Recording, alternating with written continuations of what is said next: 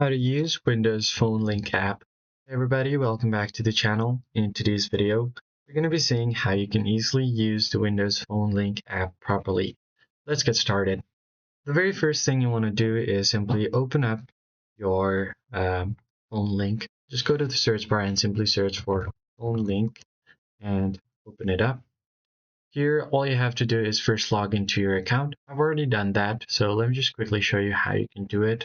On your start menu, right at the starting, you'll find your phone, and you are going to have to log in using your Microsoft account.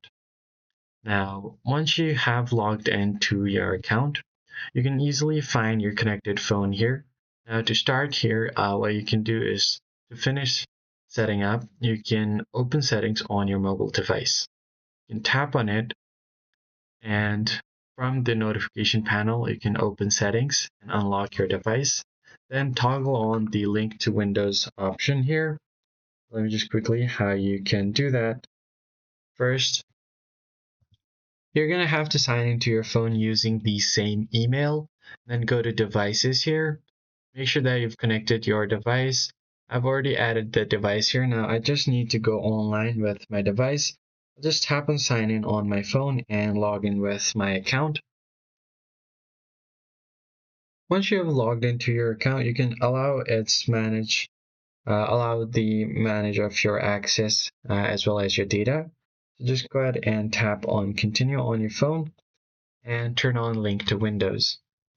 Once you've turned it on, you should find your device come online right here.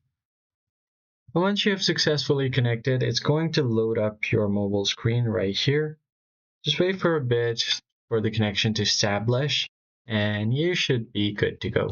Now you can maximize it, minimize it, or do whatever you want with your phone screen right here. So that is basically it, guys.